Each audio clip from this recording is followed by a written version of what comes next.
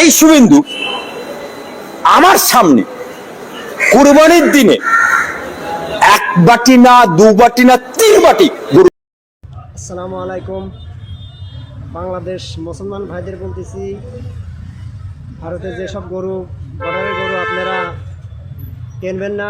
আর ভারতের যেসব গরু হিন্দু ভাইরা আছেন এবং মুসলমান ভাইরা আছেন, সুমন্দি অধিকারী ও হচ্ছে গরুর গোস্ত খায়, তাদের প্রধানমন্ত্রী বানা রাখেছেন আপনারা। আপনাদের প্রধানমন্ত্রী আপনাদের হাতে শিকল বাঁধিয়ে রাখেছে। বলতেছি আমরা মুসলমান গরু পুষি, ছাগল পুষি, মোষ পুষি, ভেড়া পুষি, দুম্বা পুষি, আমরা খাই। কিন্তু আপনারা হিন্দু ভাইরা তো আপনারা খান না। আপনারা যখন খান না তখন আপনারা গরু পুষতে পারবেন না। যেহেতু গরু যদি পোষেন তাহলে আপনাদের খেতে হবে।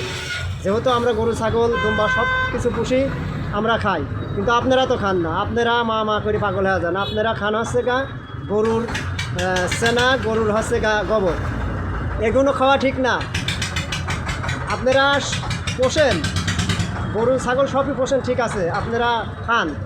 মুসলমানরা, বাংলাদেশের মুসলমান ভারতে গেছে, ভারতে আপনারা মারি ধীরে খেদা দিয়েছেন। আপনারা বলেন যে মুসলমান আমরা ভাই, কিন্তু আমরা মুসলমান গরু পুষি, ছাগল পুষি, সব কিছু আমরা খাই, কিন্তু আপনারা খান না।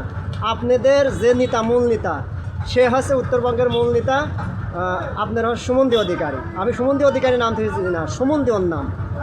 সে গরু গোস্ত খাচ্ছে, অথচ সে একজন নেতা, সে যদি গরুর গোস্ত খাতে পারে, আপনারা পারবেন না কেন? আপনারা পোষবেন, খাবেন। আপনারা খাবেন না, পোষবেন না, ওই জিনিস আপনার পোষার দরকার না। আমরা মুসলমানরা পোষ ফেলা দেবো, সেটা আমাদের ব্যাপার, আপনাদের কোনো যায় আসা যায় না।